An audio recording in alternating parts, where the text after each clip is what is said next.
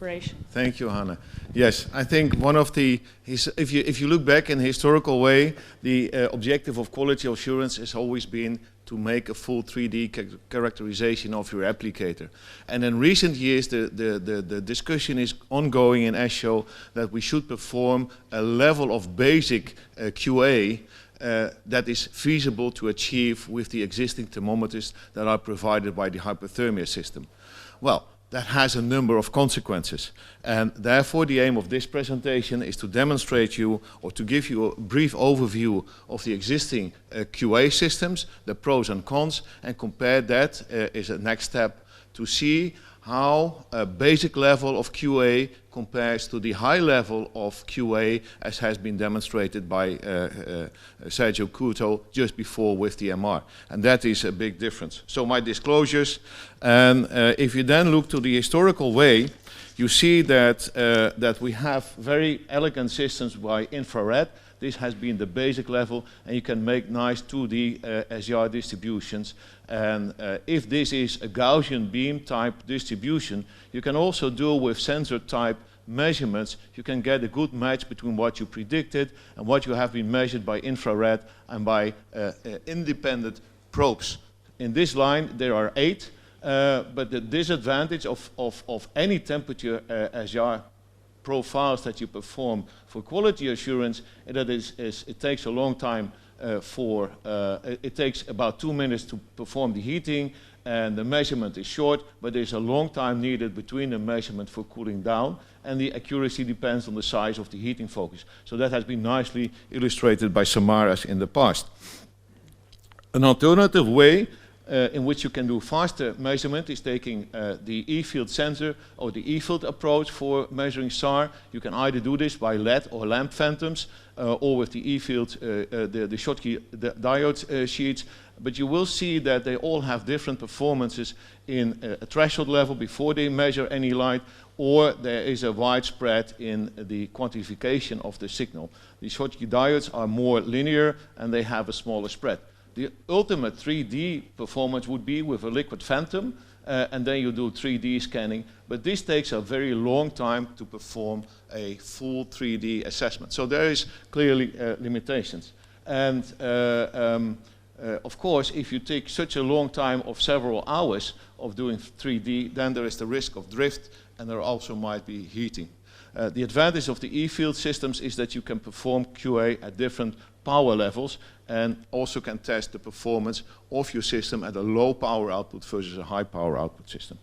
Anyway, in summary, the focus has been on two-dimensional measurement for SAR temperature distributions for performance characterization of your hyperthermia applicator. In general, good accuracy is obtained, but different requirements are there when measuring a large Gaussian heating pattern versus patterns with a very sharp, small focus. There is a difference needed in density. Doing this 2D characterization is required dedicated equipment with substantial cost and is labor intensive. As I said, the consequence is that the implementation of quality assurance procedures varies between institutes, and I make that the difference between clinical and academic, and that has impact. And as I said, this resulted in a discussion among hyperthermia users to adapt the quality assurance procedures. Now, in the current approach with the ESHO assurance guidelines for quality assurance, they are now based upon temperature rise. So this can be measured simply with temperature probes, and we require this 6 degrees C in 6 minutes at a defined location, 1 centimeter depth for superficial hyperthermia. All this has been discussed previously by Hannah and by Hans Gazé. And we want to have 1 degree C per minute equals about 60 watts per kilogram.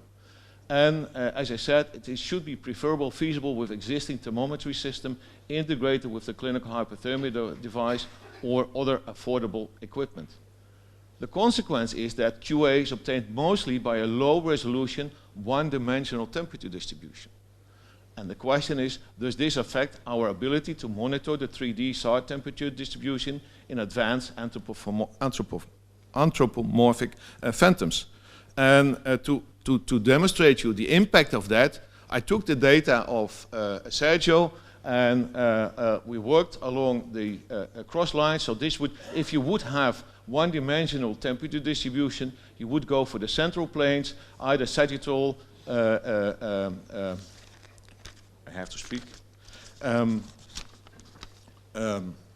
either axial, sagittal, or coronal, and then I've plotted these data in different versions. So if you would have an 8 temperature sensor system, this is what you would measure. Now the question is, are these two distributions similar or not? And this is quite difficult to make a decision on this for the on basis of these points. If you look to the points at the bottom where you have minimal temperature increase, then the answer would be yes, they are the same here. But this is a place where you have minimal in temperature increase, and that would be less interesting. If you look to the higher values, then it's difficult. Yeah, they are the same, but is this giving you real information? And I would say no. If you go a step further and you look to the high density curve, which was obtained by the MR, then you see that they are more or less alike.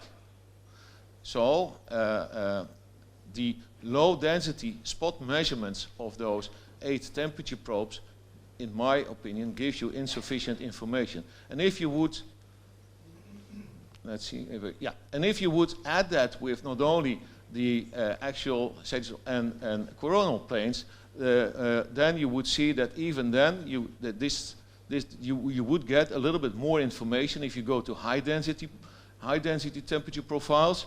But still, it is difficult to make a good comparison, especially here, where there is a hotspot at the bottom at one of the places. And it is to make this a quantitative correlation, it's very difficult to give this a number.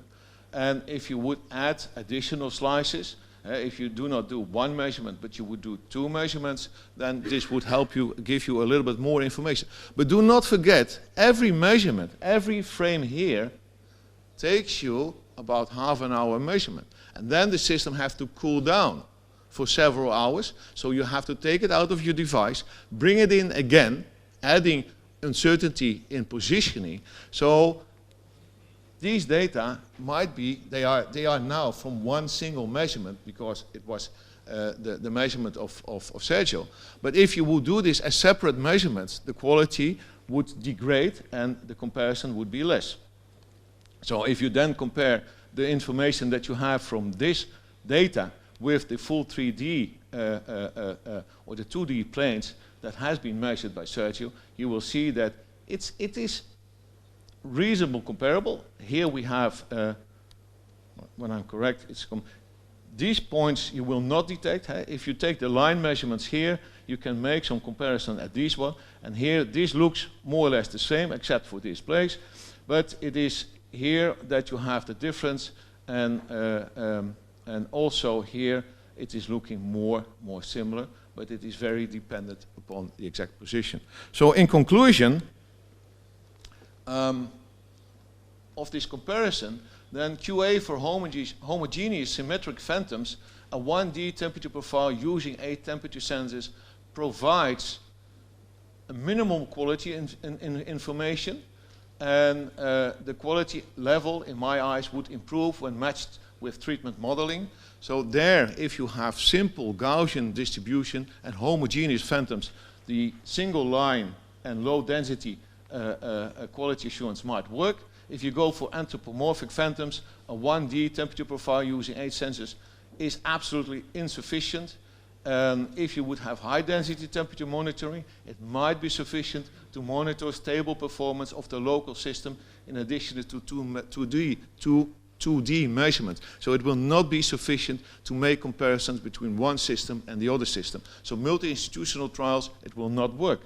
And the 1D temperature profile using high density temperature monitoring is insufficient to detect temperature or energy absorption patterns with sharp, small heating spots, especially when they are located in the periphery. You will always miss them with such a basic level of QA. For the non-AMR hyperthermia system, quality using 2D temperature or E-field measurements along main axial planes. This is the only method to characterize QA performance, and it gives you sufficient information on the planes, but it has limited ability to detect temperature or energy absorption patterns with sharp, small heating spots, especially when located in the periphery of the tumor, of the phantom. So we have to stay with I think we have to stay with our 2D plane measurements and have to be very, very careful with low density measurements with the existing systems. Thank you for your attention.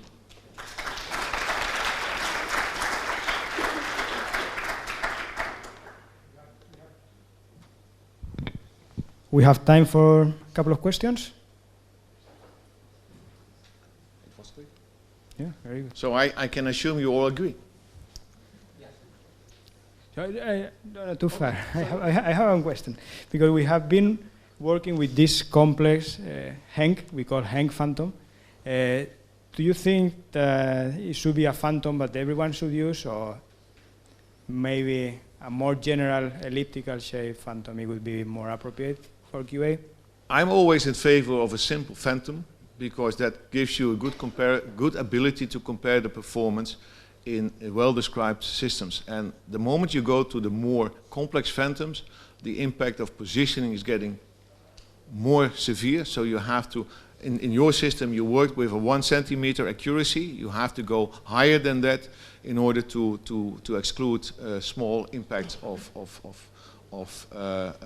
positioning inaccuracy. But saying that, you also have to realize that the anthropomorphic phantom is a very good resembling of the clinical situation, and it means that also in your clinical situation you have to be more accurate in positioning in order to repeat the treatment from 1 week to the next week.